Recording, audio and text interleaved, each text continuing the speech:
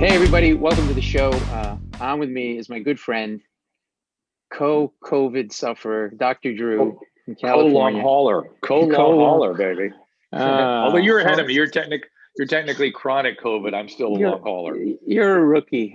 We gotta bring you along, show you how to complain properly, elicit sympathy from people. Oh, I can't help you with the dishes. I'm tired from COVID. What's Um, phenomenal? What's phenomenal is already everyone's sick of me and tired of it and angry. Because yeah, you look like you can get on with your life, but you feel like you can't do right. anything.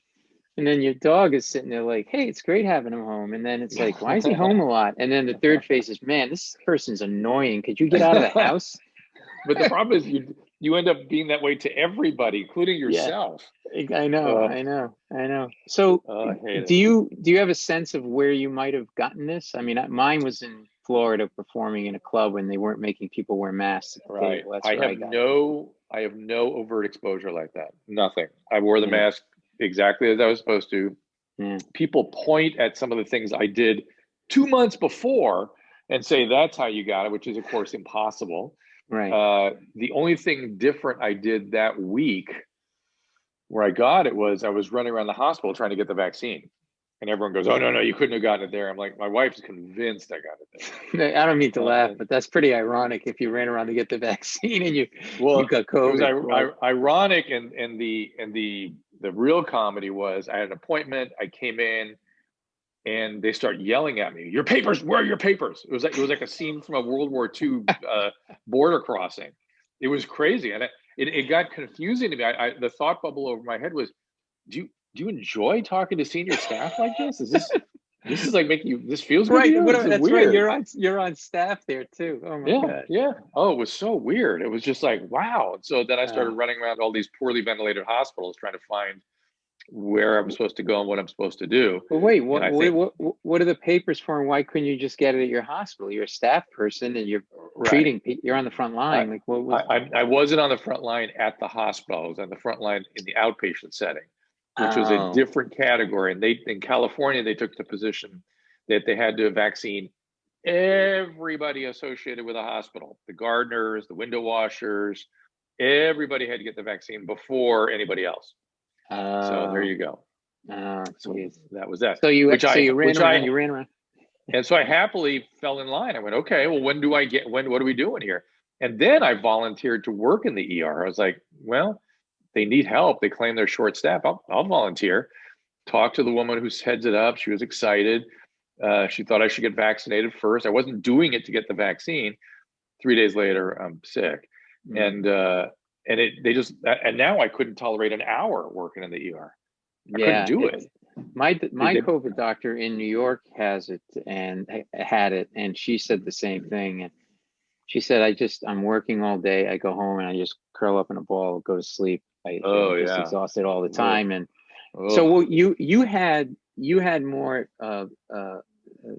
I'd pronounced symptoms from it at the beginning than I did. I had a little bit of a cough, and Mm. then I said, "Uh-oh, I just came back from being with these yahoos in Florida. Let me go get checked out." And 3 days later, I Oh. tested positive.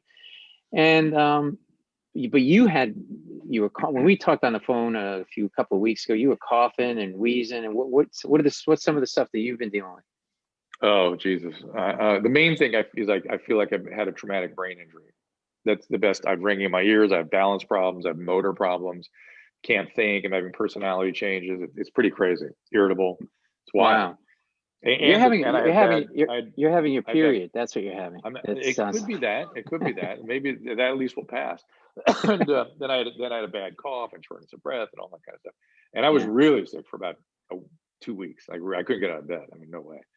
And got some good treatment and stayed out of the hospital, and that was my goal. So I didn't want to take a hospital bed, you know. Well, this is a So perfect example of, two healthy guys, especially you. You work out a lot, you're incredibly healthy, mm, and it hits you like a ton of bricks. It didn't hit me like a ton of bricks, but I'm 7 months in and I'm long hauling this thing and dealing with. ugh.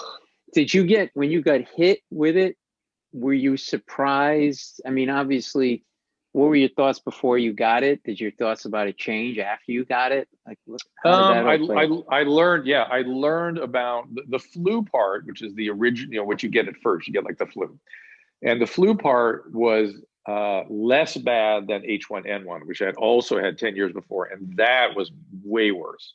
That really kicked the shit out of me. But what follows the flu was bad with COVID. What followed was this inflammatory thing where I got more cough and I couldn't breathe and I was more weak and I was more out of it neurologically. And that was relentless. Like every day was the same. And so my doctor and I were sort of working on, you know, all kinds of treatments, dexamethasone and bamlanivimab and things to try to get ahead of this thing. But I definitely had what I learned was, my thought at the time was, hey, if we don't stay ahead of this, it can really go. I see how this can get bad. So when you say stay ahead, for people listening and watching, so what does that mean? Are you loading yourself up with antibodies? Like, what are those drugs? No, you're taking treatment. I'm taking steroids. I'm taking monoclonal antibodies. I took some ivermectin. I took some antibiotics later. I mean, we were treating this thing aggressively, and it worked. Especially the steroids. I thought steroids. My doctor said, you know, no to those because they suppress the immune system. Or does it not? Since you were very early on, they can work, but then once you've had it, there's different ways of approaching it. Some people would say only for the, you know, originally it was just for the ICU patients. Then they started seeing benefit used earlier, and I'm completely convinced that early aggressive treatment is the way to deal with this thing. Yeah. So the steroids, as soon as I got on them, helped. I stopped progressing. Then when I got the bamlanivimab, I actually got better. That actually made me feel better. And what does that drug do? What is that? It's a monoclonal antibody. It's like the vaccine. It's like an exogenous antibody. Instead of your body creating the antibody like a vaccine, they construct the antibody and give it to you. Or it's like convalescent plasma. And how long does that antibody last? Like, is that a daily pill you have to take, or is no? It's an IV infusion. You have to sign up for an infusion nurse, shows up and infuses you, and that's it. Wow. And how long? And it's available the government bought 800,000 doses, and it's available to everyone. It's covered by everything, Medicaid, Medi-Cal, everything. And doctors aren't prescribing it because they're just not, because there's an interesting thing that happened here. Because usually when the drug companies make a new drug, they market it to the doctors, and they market it to the public. The government bought this stuff and it just put it on a shelf and didn't really do a good job of educating doctors what it is and how to get it. So you have to go to the Health and Human Services website to even find out what's going on locally for you. Would it help me or other people that are watching or listening who are long haulers, or is it too far past the point? It's not available for long hauler. It has to be within the first 10 days of illness. And why is that? It's still emergency use authorization. It's very limited use authorization. It's not widely approved yet. Is it because it's a toxic? Is it because it's a potential to be a they don't know. I mean, they have to study it more. I mean, when you rush things to an EUA, you're not done studying it. You're just pushing it out there as fast as you can for very specific use. Right.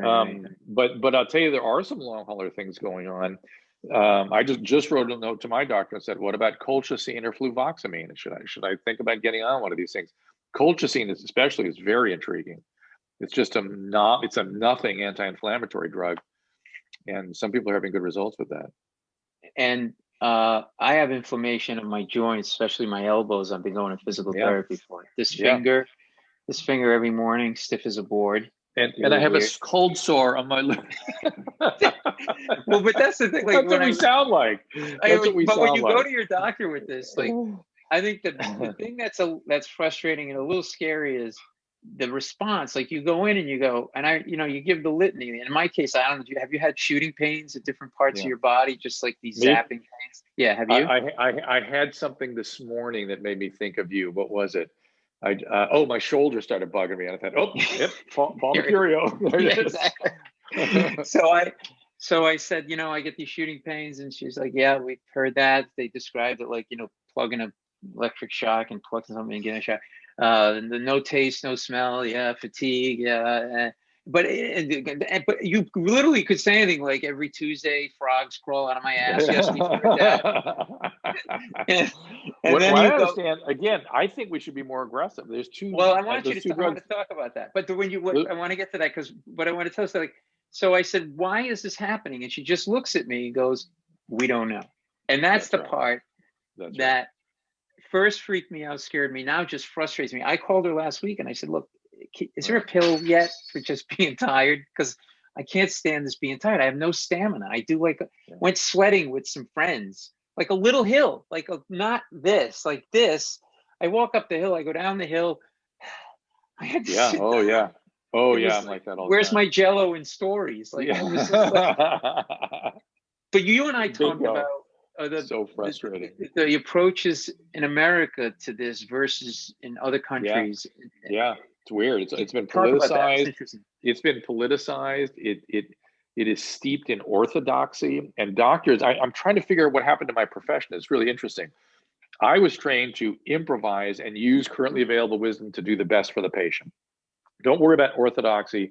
Don't worry about just evidence-based material, because if the evidence base hasn't caught up yet, you have to do things. You have to use your best judgment to try to make some good interventions, even though the evidence isn't there yet. As soon as it's there, you adjust to what the evidence is, but you familiarize yourself with what evidence is available, and you make a good judgment of what you think might work for the patient. You Right. don't do nothing and say, well, sorry, we're going to have to wait till the science catches up. My God, that's the weirdest thing in the world. But I'm What changed? finding, What? well, it's Why? interesting. I found that every surgeon I talked to, the surgeons who were used to improvising when there's a problem in the surgical field, something starts bleeding, they improvise. Right. They immediately started using all kinds of things. Yeah. They used it on their family, their patients, everybody. Give me They that were the ones. T-shirt. We got a bleeder. Yeah, Give me a yeah, T-shirt. Give me yeah, this yeah. one. So surgeons were like, I got it. Here's the literature. I'd send them articles, and they go, I see it, got it, I'm using it. I'm like, okay. But my internist friends like myself, general medicine doctors, I have discovered that most of them are now working for large corporations and hospitals and schools, and they're afraid to do anything. They're being controlled by these entities that are saying, no, there's too much risk, or wait till the science isn't there yet. Dr. Smith hasn't set the standard yet. In the meantime, you just stand by, sit on your hands while patients die. That's crazy to me. Is Super it crazy. because they were concerned about litigation? It's I don't know, because defensive I don't medicine? know. It's well, I don't think it's just defensive medicine. I think it's fear of canceling and losing your job. If you do something that isn't orthodoxy, you're a Trump So supporter, because so it's my like weird. It's father-in-law, like, you're right. My father-in-law was an OBGYN, and he, uh oh god, he'd be in his 90s now. So he was practicing the day when he had his own practice. His father and his mother were OBGYNs, my wife's grandparents, and his mother was like one of the first OBGYNs in the country. And later in his practice, he just got more and more discouraged, because he felt like the insurance company started to kind of oh yeah, control, that was for sure happening. having to order tests. And then he said, watch, he had foresight. He goes, these HMOs that start forming, these are corporations, and it was just Yep. in the nascent stages. And he said they're going to have a big influence on medicine, because at the end of the day, the doctor's an employee of a company, and he's going to have to listen Yep. to a guy in a suit. And That's exactly what's happening. And they're not fear, and I don't think the hospitals are so much fearful of litigation, because we've sort of been living in that environment with the insurances and the litigators for 30 years. I mean, that's right, just part of the world we live in. This is right. something new. This is something new, where doctors are afraid to speak up and say anything if they have an opinion that's outside of immediate orthodoxy. Normally, we would share ideas and come to a consensus, or Yeah. or we try to convince each other of our position and why, and we'd share and come to sort of good judgments for the patient. Now people are afraid even to speak something that isn't orthodoxy. So fluvoxamine, for instance, the original study was funded by a guy in Silicon Valley who was looking just for some way to support the code. He was stuck home and had some money. He was trying to do something, and he went to these Berkeley, Stanford, and all these big institutions. Says, how do we find a new medication, a new treatment? And the very smart researcher said, well, first thing, find a medicine we're already using and see if you can repurpose it. Because then you don't have to get the pre-approval. And it's also we know it's safe. We know what it is. We know how it goes. It's all you can just try to use it. Right. And he came upon fluvoxamine, which is also called Luvox. It's an antidepressant medicine. that it turns out has effects on an inflammatory mediator in the brain called sigma-1. It's just an incidental property of the Luvox, and it seems to really have a marked effect on this syndrome. So I keep thinking I might take it. I keep asking my doctor if he wants to give it to me. So or colchicine is another one. Colchicine is a medicine that's been around since probably the 50s. It's used for gout and some rheumatic diseases. People are saying it's working for that. Why not try it? The only downside from colchicine is diarrhea if you take too much. So, and yet doctors are afraid even to speak these things for being seen as somehow lining up with alternative people or some of the stuff that was silenced and squashed during the. Is there competition involved? No, it's not that. No, so it's all. It feels political. It feels strangely political. It's very strange. And by the way, and so now when I hearken back to when we first talk about this thing, and I was so upset about what the press was saying and the way this thing was going. Yeah, we did that on Sirius Radio. Yeah, this was the stuff I saw coming. I saw panic, which was only going to make things worse. I saw press mandating treatment and people outside of medicine mandating interventions that they don't know anything about. It was driving me crazy. And then the policies of the Chinese Communist government, which they invented, this whole idea of lockdown and distancing, these aren't in infectious disease textbooks. These were invented this outbreak.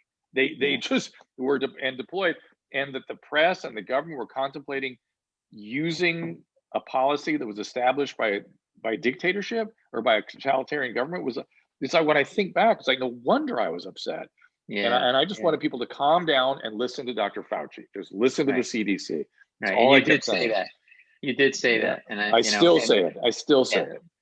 And I tell you, Dr. Birx, wow.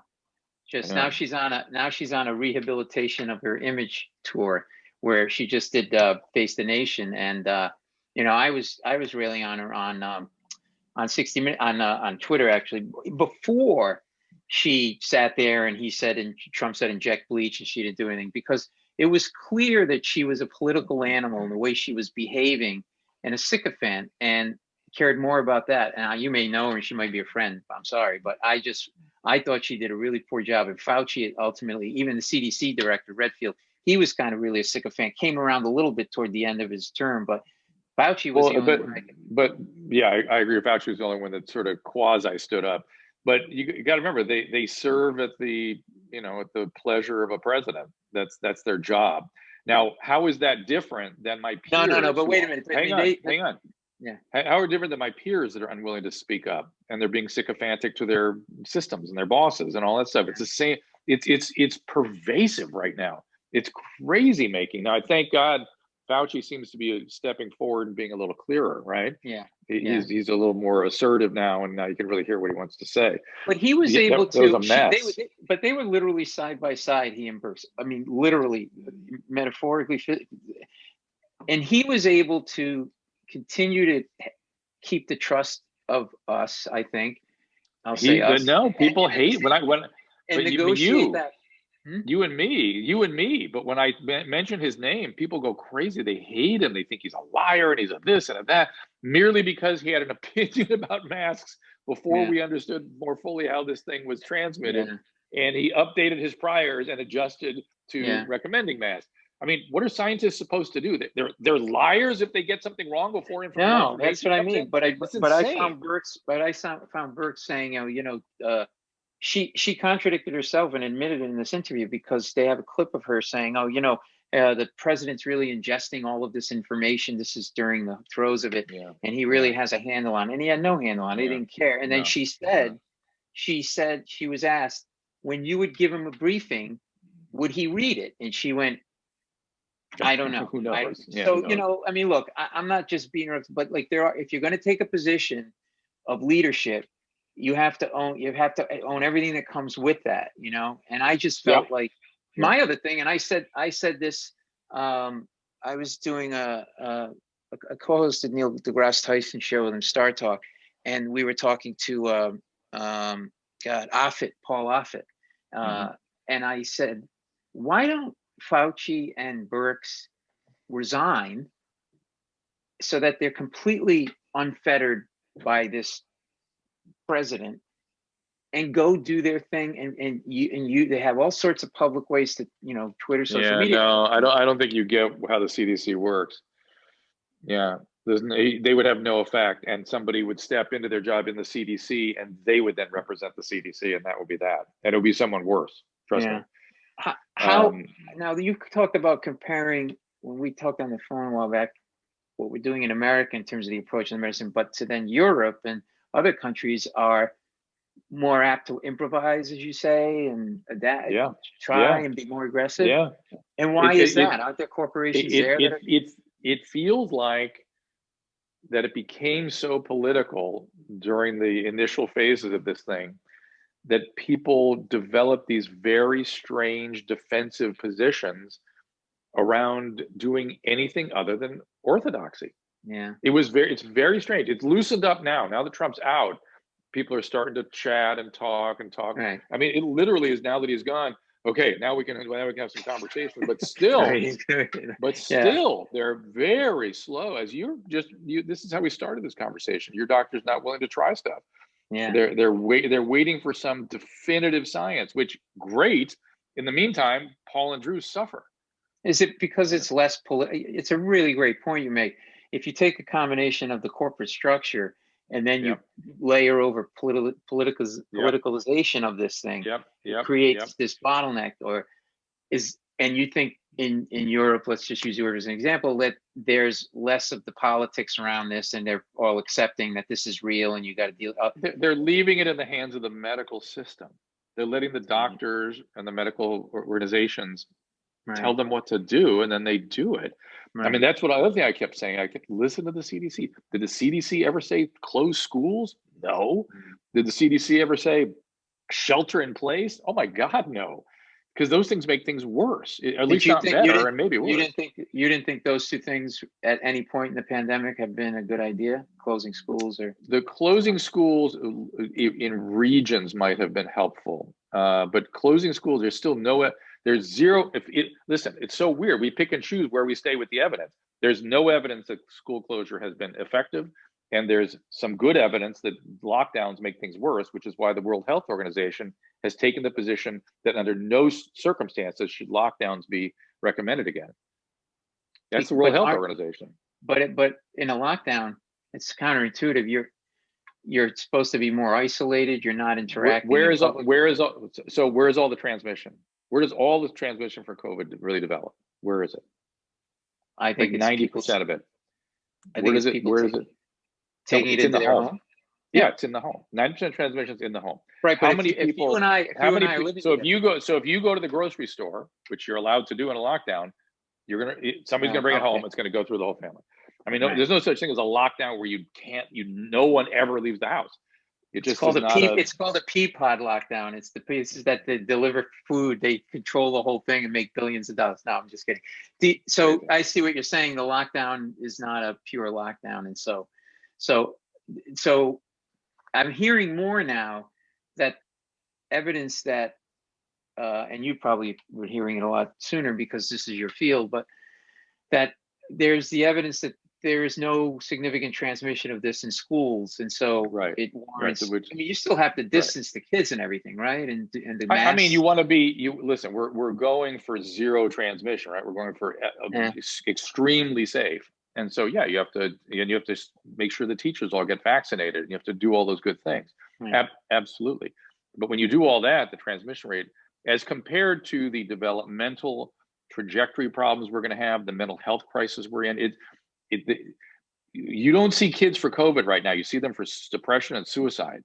That's what's happening. It's unbelievable. The tidal wave of mental health problems in young adults and children and adolescents. It's out of control. So the suicides among young adults or teenagers, was it already sort of potentially there beneath the surface? And what exacerbates it about this? Just the lack of social contact with other people?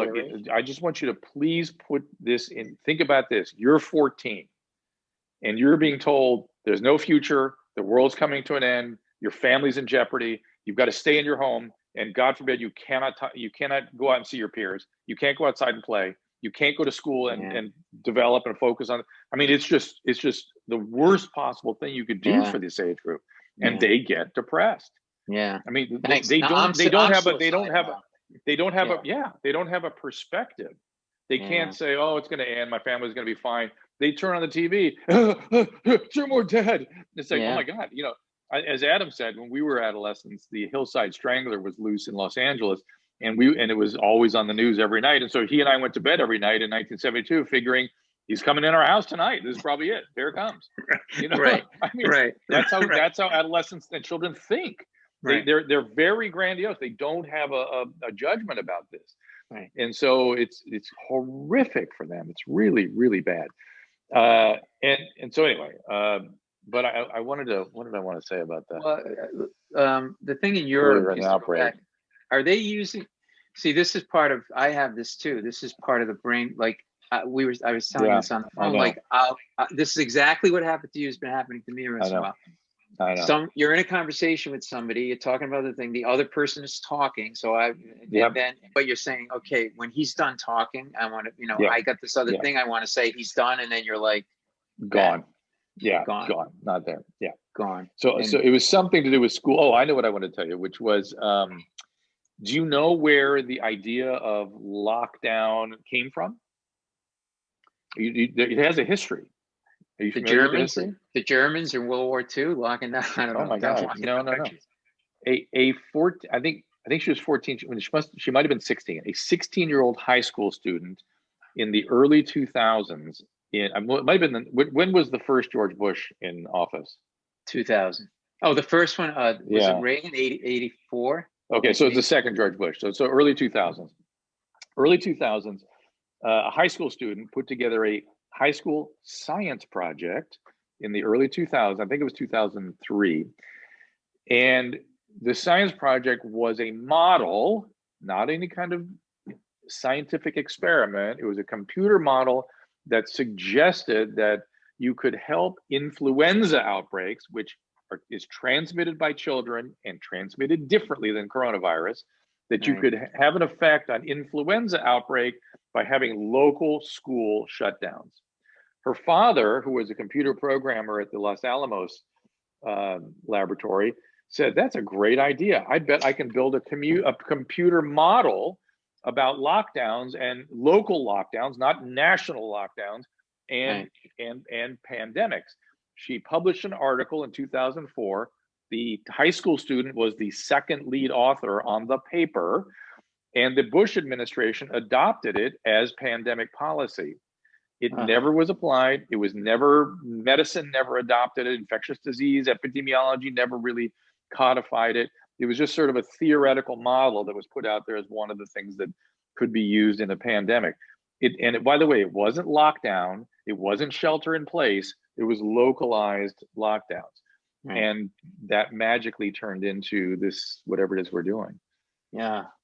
Now in Europe, are they experimenting with any medicines? Because I'll fly over there right now. I will stay in a hostel. I don't care. Are they experimenting with anything? A lot of countries are using ivermectin for long haulers. But I mean, I'm hearing people using colchicine and fluvoxamine here. I mean, you could talk to your doctors about those too. You go, what is go ivermectin? Look at the.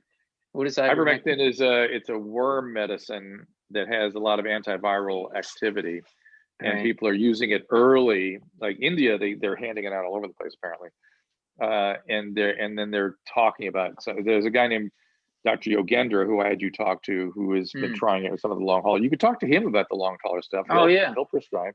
So for people listening or watching, I had to get.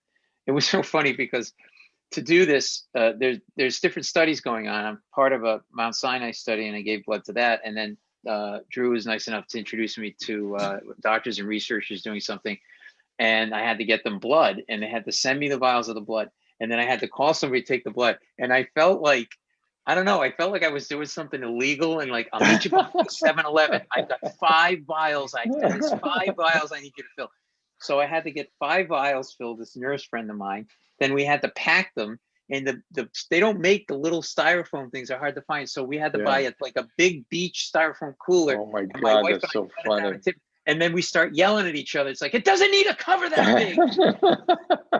And it's like, you know what? I'd rather die of COVID. This is not worth it. So we ship the blood out, and it's with the research, Bruce Patterson, one of them, and so there's this theory of cytokine storm. Yeah. Explain to people what that is, and to me too, because I kind of understand it, but I don't. So it's in the back in there.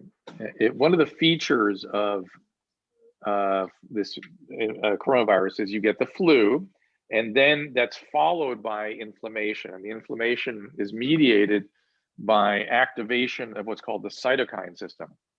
Cytokines are essentially the communication chemicals that draw inflammatory cells in and regulate and mediate inflammation. Some of them can actually have direct tissue effects.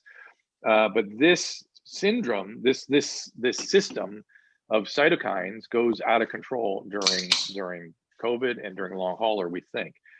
And I've noticed recently they're actually using interferon, I think, as a treatment. They might use it for long haulers too. The interferon, I think, just got approved today. And interferon is, again, one of these chemical messengers that's out there in the blood that gets imbalanced by COVID. So when there's this imbalance or cytokine storm, what is the manifestation of that? Is that part of the cause of my inflammation? I've got inflamed elbows that I'm having to get therapy for because I can't even barely lift a coffee cup. Is Dr. that Patterson, Dr. Patterson thinks that's a lot of it. There's also a theory about mast cell activation. There's a lot of theories flying around. Right. People are advocating using quercetin, a lot of quercetin every day to try to block mast cell inflammatory mediation. And that's another interesting idea that's out there. Yeah. But nobody really knows. Bottom line, that's why when you ask your doctor we don't know, because that's true. Yeah. We don't know yet. Yeah. We're trying to figure it out. And I'm taking per doctor's orders. Basically, the only thing I'm taking that I can take is vitamins. I'm taking zinc, vitamin D. She just added a couple of others to my turmeric. And really the thing is helping is a physical therapy, but you don't know. The thing is that you and I don't know, is this going to come back in some form or sort of lead to something else later? And that worries me. Does that worry you? Well, I think about that once in a while, because whenever I start feeling shitty, I think, oh my God, could this thing come back? It doesn't really seem to come back. It doesn't really seem to do that. But we don't know. I mean, we're going to get dementia in 10 years or something? I mean, who knows? That happens from traumatic brain injury. This feels like traumatic brain injury. I don't know. Yeah. And it's out of our hands, whatever it's going to be. Now, why does a healthy guy like you get hit so hard, or somebody like me, and somebody who's not healthy doesn't get hit hard? It's all over the place. Do you have any sense of that and why? Clearly genetic.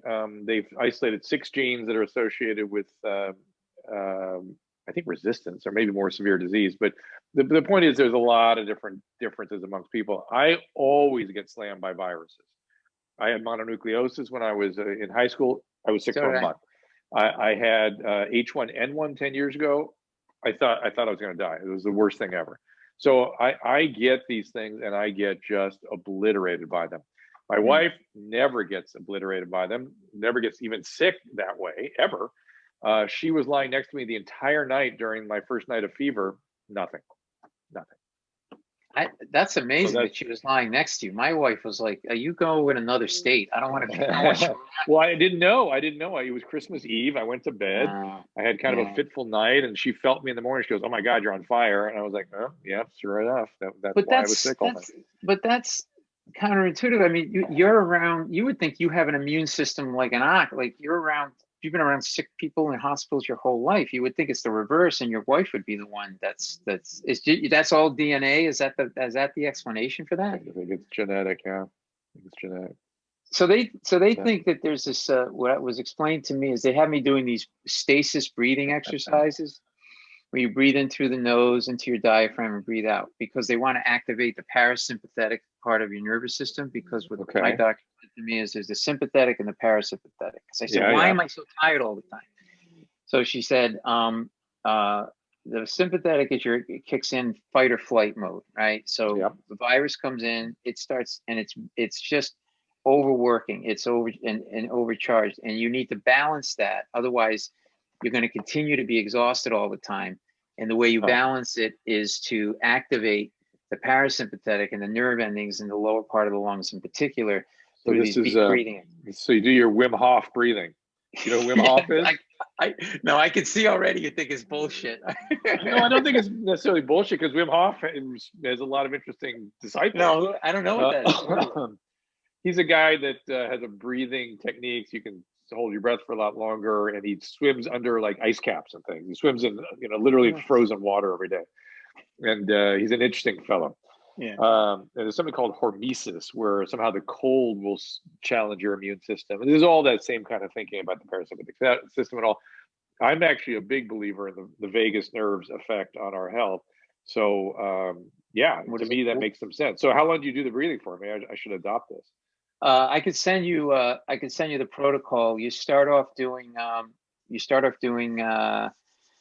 10 minutes in the morning, and then 10 minutes at night, and then you build that up to 20 minutes, and then you go to the third phase is you breathe in, hold it for 6 seconds, breathe out through the nose, hold that for 6 seconds, and breathe in. And so and so I have a problem. I don't know with if it's this, helping, my nose is congested all the time since I've had this. Jesus. Yeah. And I do notice that my heart rate is up a bit. So is that right? That's consistent with that theory. Yeah. Well, I got really concerned about and by the way, you mentioned the kids who are 14 and seeing this. At some days, I just can't watch the news either. So I know it's just so depressing. And there seemed to be like a week of news cycle where they were talking about inflamed hearts. So I got nervous because everybody on my father's side has heart disease, has a heart attack. So I went and I got a full workup, and I did a stress test. I did very well on my stress test, by the way. Good, congratulations. I kicked ass. They didn't give me a lollipop or anything, but I kicked ass. And then in spite of they COVID. they exactly. They ultrasounded my lower legs for clots. Yeah. And nothing there.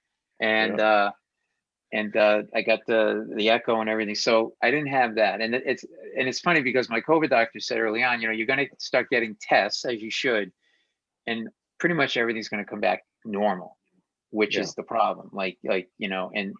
And I said, this is the only time where I want some bad medical news, so at least I know what it is.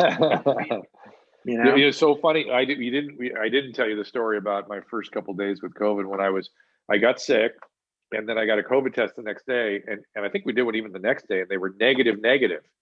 And I was like, oh shit. And I scheduled another one. That was on Christmas Eve. I scheduled another one for Monday, which was now 4 days into this thing. And on Sunday night, I'm lying in bed going, oh my God, I've got to have a positive test. What if it's negative? Oh, this is acute lymphocytic leukemia for sure. This is leukemia. I'm going to have a bone marrow biopsy in the morning. Get used to it. It's going to be okay. I had a full, so the most distressing episode of this entire thing for me was the third night, heading into the fourth day, Friday, Saturday, Sunday. Yeah. Fourth night, I guess. And I was just lying in bed, just going, I have leukemia. I know it. It's because I don't have COVID. If this isn't COVID, what is it? And that's why doctors should never take care of themselves. I was going to say too much knowledge is a bad thing. I'm not sophisticated enough to think that. But I had a couple of nights where I had trouble catching my breath. Yeah, and I hadn't had a lot of shortness of breath. And I was like, thank God, because that's really that word. I had it on and off, but there was one night, and I was almost going to wake my wife Carol up and go, I think you got to take, because I couldn't. When you take that breath that it goes way down and you really catch your breath. I couldn't get there. Yeah, it's called air hunger. It's called air hunger.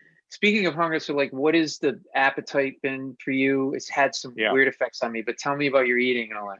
So my sense of smell stayed intact the whole way. And they think the olfactory bulb damages through damaging of the blood vessels. And it makes sense to me that any other cranial nerve might also get it. I got it in my right ear. I have to think about whether this is right or left.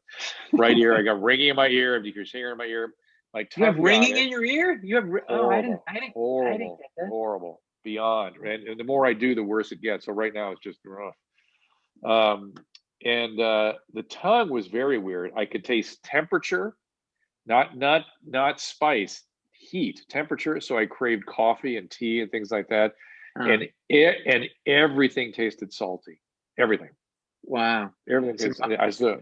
Weird. Mine was different. I went to see an ear, nose, throat guy, and he said, there's two sets of, I think, nerve endings, and there's a secondary and a primary, and this gets generally the secondary, which is they grow back. If it gets the primary, then that's when you lose your sense of smell. So I couldn't smell or taste anything. Now I find if I get really tired, I lose my sense of taste. Yes, it seems I'm to getting a be little bit of tied that to too. that, right? Yes, I get a little bit. I get a little bit of that too. I got it today that way. Yeah. And then what happened was the first couple of weeks, especially, I was eating, but then there would be moments like you think you feel hungry, but you don't feel like eating because you feel like you're nauseous and hungry at the same time. If you had that, Yeah. yeah. And well, so my appetite stayed good pretty much the whole way, and some of it may have been the steroids. Right, steroids can kind of stimulate your appetite, and although I was hungry and eating a lot of high calorie things, I still don't think I ate as much as I normally do. I think generally I was down in just nutrition, but I ate well. Did you crave carbs? A little bit. I ended up eating ice cream at night. Yeah. I was craving bread, and I was trying to watch what I was eating, but then what was happening was I was going to bed. This is in the first couple of weeks, especially, and I'd wake up with a wicked headache, and I called my doctor, and I'm like, we figured out that I would eat at say 8 o'clock at night or 7 o'clock at night. I go to bed at midnight. The body was just getting hammered by this virus and getting ravaged and needed fuel, and so I went that whole night from 7 o'clock until 8 in the morning with no food. It was like the kind of headache I would get if I didn't eat, right? So I started to have to eat a bit just before I went to bed, which I never do, especially when I'm performing on the weekend. I'm not, and it helped. Like I would wake up and I'd feel better, because that was the other thing the doctor said to me. They said, you need to eat every 3 or 4 hours, and I was starting to go back to the gym. Don't go back to the gym. You need to keep your energy saved for what the system is doing. So she said you can walk, but that's like 105 beats per minute, and like that's like that happens to me when I see meatballs and spaghetti. Right. So that was nothing. So I started about a few weeks ago to start running again. And I actually, while I'm really tired at the end of the day, I'm not doing my normal workout, but I'm really tired at the end of the day. But I do feel a little more invigorated after I do it. And I was doing very slow last week, 10 or 15 minutes on the treadmill, and that seemed to help. Yeah, it seemed to help. And I've not been doing it this weekend. I'm having a pretty lousy weekend, so maybe that's So what can you just real quick before we jump? Is it about? I know there's the immune system. I know there's inflammation. Is this about cells? Is this about nerve endings? Is that what's getting attacked? Is that why I'm getting random shooting pains? How did the nerve endings part of this play into this? We don't know. We really don't know for sure, because there's three different things that can be happening. One is there's concern about the blood supply to the nerves, that there's these clusters of neutrophils that are interfering with blood supply, we think. There are inflammatory mediators like cytokine that may be affecting the function of nerves. And then there's concern that the virus gets in the nerve and might be leaving behind some sort of damage or some sort of something that we haven't identified yet. So so what do you people are pointing at this? Go ahead. What do we got for you? Well, they're pointing at the cytokine system. That's where most of the energy is going. So that's the predominant wisdom. So So for people who haven't gotten it, now that not just from a doctor's perspective, but someone who's had it and is now a rookie long hauler. I can't make you a full long hauler. You get a badge. You get through 1 month. You get a badge. You're in. Does it clip on like the net used to put on your shirt? Or like a gold star. I mean, what would you say to people from your perspective about this? In terms of what it, obviously we've been talking about what it's doing. I would say get the vaccine if you possibly can. Don't even if you're older and you're in a risk category, any potential risk of the vaccine is clearly worth it. It's worth it. We don't fully know all the risks. Worth it as compared to this thing. That's A. B, worry more about the morbidity of this thing than the mortality. All this focus on the mortality is rare. I never worried about mortality with this thing. That's 1%. I mean, when a doctor tells you you have a 1% risk, he's telling you, don't think about it. Don't worry about it. So mortality is 1%, but morbidity is like 20%. I mean, people get all kinds of misery and injury and long hauler syndrome. So B, think about the morbidity of this thing, not just the mortality if you're trying to assess your risk. And if you're older, take the vaccine. C, hit it hard and early. Work with it and use telemedicine. Your doctor doesn't even have to see you at the beginning. We know this syndrome so well. You can do it all through telephone or telemedicine. Right. So you work with the communication systems, hit it hard and early with your doctor. Then communicate with your doctor regularly when you start if you get into the later phases like I did. And I can tell you that monoclonal antibodies was a life changer they kept me out of the hospital for sure. Now, the bamlanivimab is available. There's a sign-up sheet at the HHS. Get it, talk to your doctor about it. And then steroids may or may not be a good idea depending on what your doctor thinks. See, I learned a lot today, but one of the things is this on the monoclonal antibodies, because I got the sense that was just for people, that could afford it or that had certain exceptions or connected. No. It's a government already bought it and can't distribute it. They can't get rid of it. Well, I got this in June. Why did somebody tell me this in June? It was just June. You know what? I don't think it was available till like December. I think it was really started. And now Regeneron, which was a Trump got, Regeneron is the same thing for in-hospital. Okay, so when you go into the hospital, you get Regeneron, remdesivir. They pretty much always use steroids there, sometimes antibiotics. So that's a different protocol than the outpatient setting. What does remdesivir do again? That's antiviral. That prevents the virus from replicating. Oh, and by the way,